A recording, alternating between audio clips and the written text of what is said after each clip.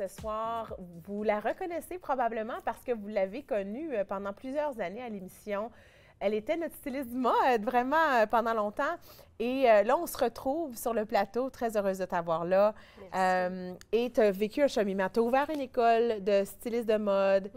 Elle a fonctionné pendant 3 ans, en ligne et en personne. Et oui, sur place. Oui. Et sur place. Et ensuite, tu l'as fermé. Oui. Puis ça a été quand même un temps difficile.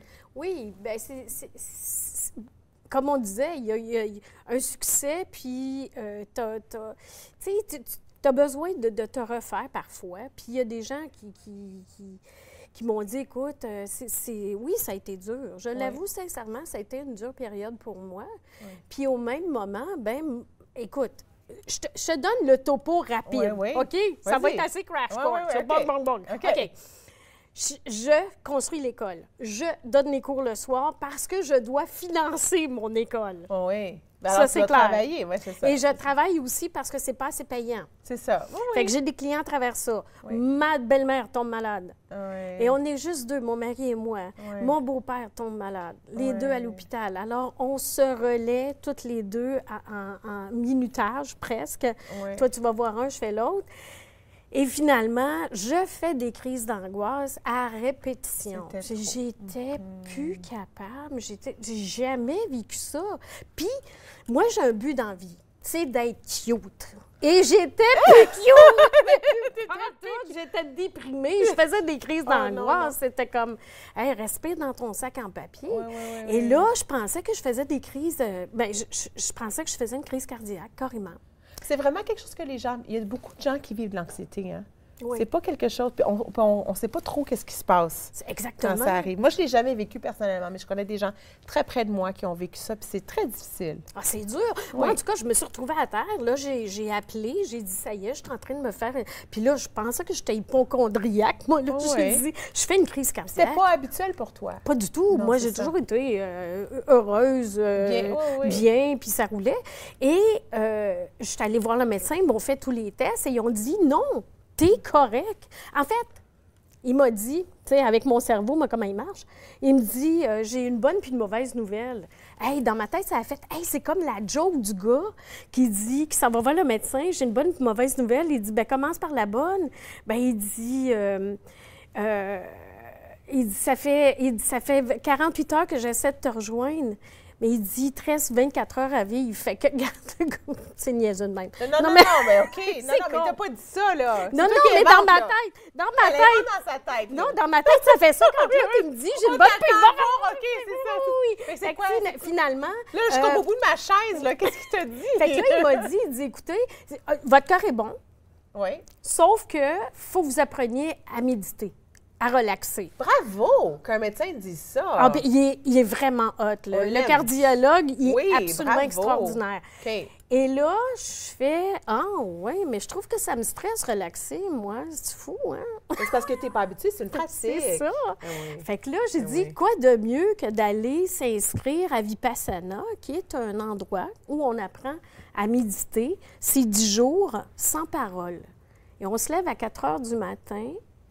Et on termine nos journées à 9h30 le soir, assis en lotus. Puis comment tu as trouvé ça?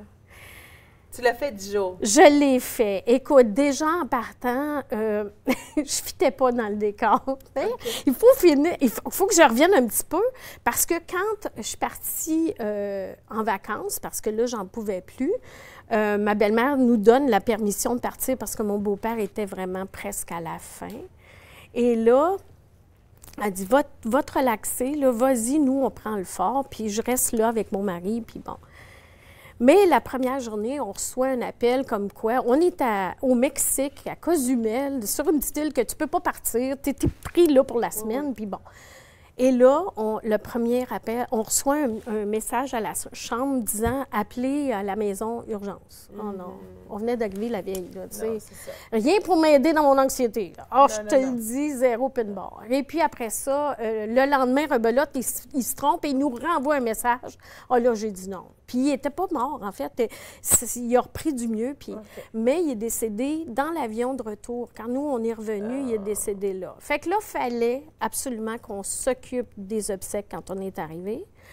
Et là, je peux te dire que les vacances, le petit peu de stress, pas de stress, mais de relaxation que j'ai eu, c'était déjà en relié. Oui.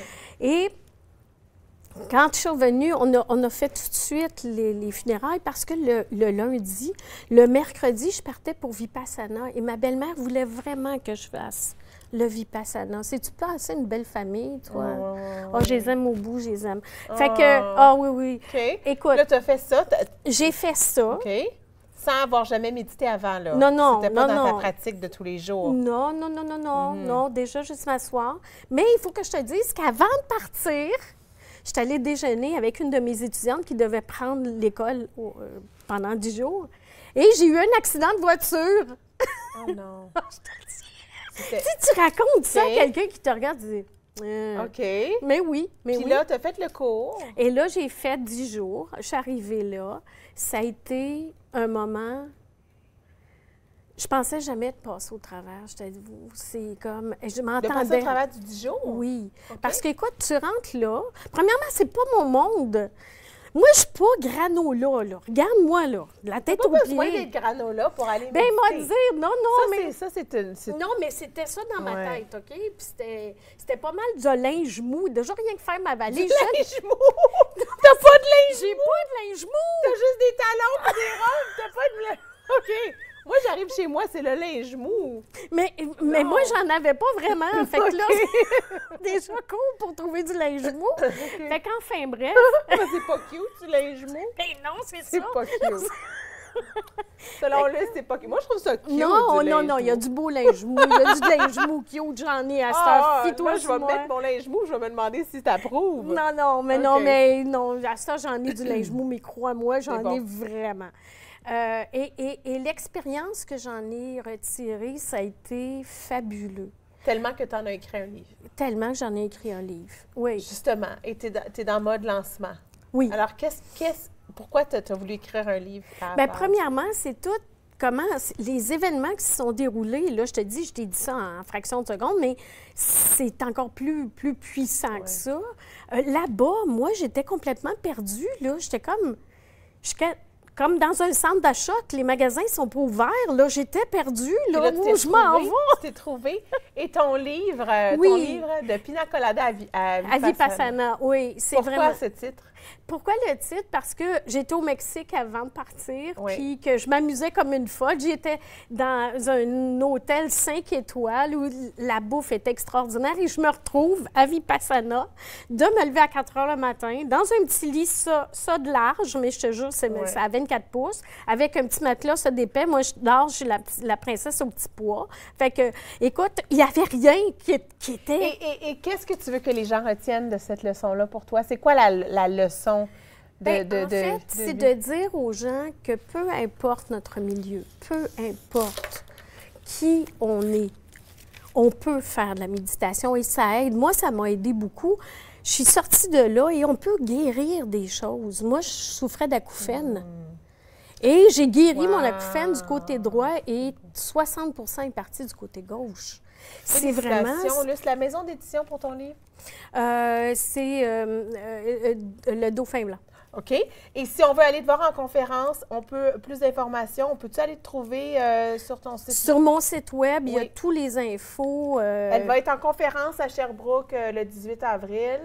C'est ça, et à Gatineau, le 28 avril. Oui, je fais la première partie d'un personnage. De Daniel Blouin. Oui. Parfait. Sorti de zone. Merci beaucoup, Luce, d'avoir été là. C'est un plaisir. Restez là après la pause. Je suis avec Amina Badar et on parle de super aliments. Soyez là.